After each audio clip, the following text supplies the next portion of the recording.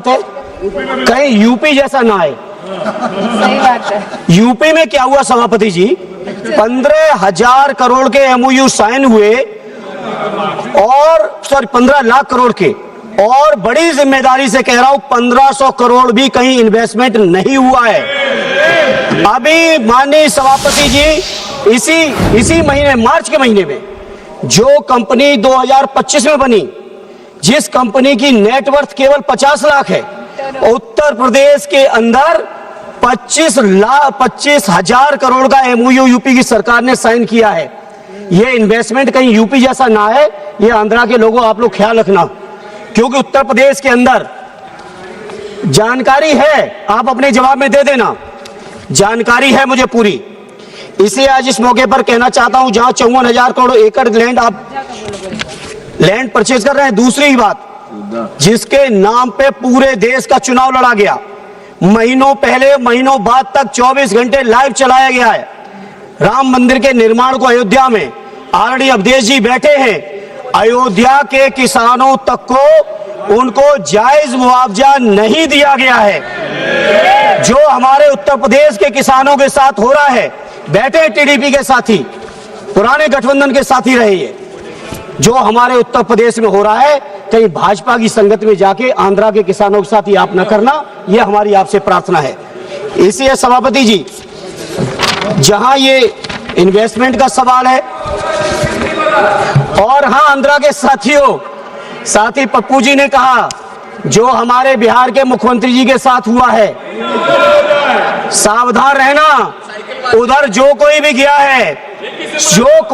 है, साइकिल वालों इधर आ जाओ, उधर जो कोई भी गया उसका बुरा हाल हुआ है।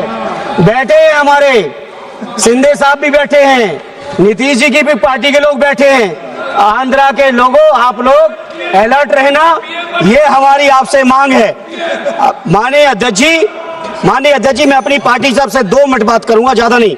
विशेष दर्जा राज्य तमिलनाडु, आंध्रा का जो विशेष राज्य का दर्जा है, मैं अपनी पार्टी की ओर से कहना चाहता हूं, श्रद्धेय नेताजी ने छोटे राज्यों की स्थापना का हमेशा विरोध किया है, और सैद्धांतिक तौर पर उन्होंने कहा है कि जब राज्य छोटे हो जाते हैं तो कटोरा लेके केंद्र के सामने उन्हें खड़ा होना पड़ता है, कभी वो अपने दम पर राज्य का विकास नहीं कर पाते।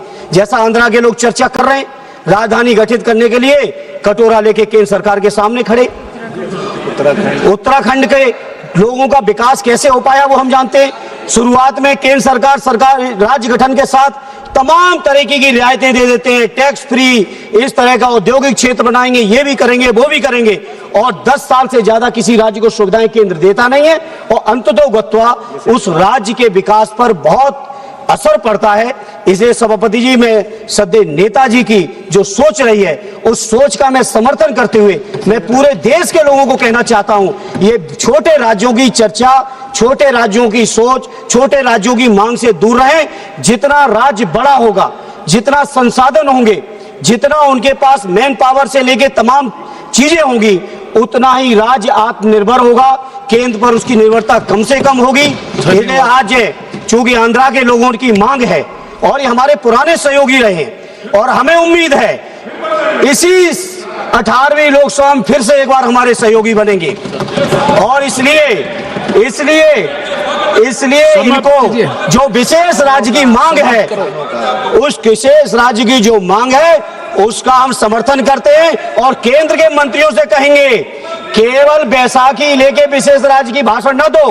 बिहार के लोगों के साथ भी यही किया आपने, आज तक विशेष राज्य नहीं बना पप्पू भाई आपका बिहार, लेकिन नीतीश जी को झांसे में लेके विशेष राज्य का दर्जा देके जो बिहार के साथ किया, आंध्रा के साथ भी अभी तक विशेष राज्य का दर्जा नहीं है। इसलिए इस भाषण के माध्यम से, इस वक्तव्य के माध्यम से देश के सभी दलों से कहना चाहता हूं, भारतीय जनता पार्टी के झांसे में ना आइए, और जो किसानों की जो जमीनें गई हैं उनका भरपूर मुआवजा दीजिए। जहां अगर राज्य और राजधानी का कहीं आप लाभ की बात कर रहे हो, चर्चा कर रहे हो, तो उस लाभ का अगर कोई सबसे पहला हकदार है, किसी का हक है, तो वो किसानों का है, आंध्रा के। इसलिए आंध्रा के किसानों को भरपूर सुविधाएं दो, ये हमारी आपसे अपील है। एक बार फिर अपनी पार्टी और अपने नेता आदरणीय अखिलेश जी की ओर से इस बिल का आंध्रा की जनता के हित में, आंध्रा के लोगों की तरक्की के लिए मैं पुरजोर समर्थन करता हूं। बहुत बहुत धन्यवाद।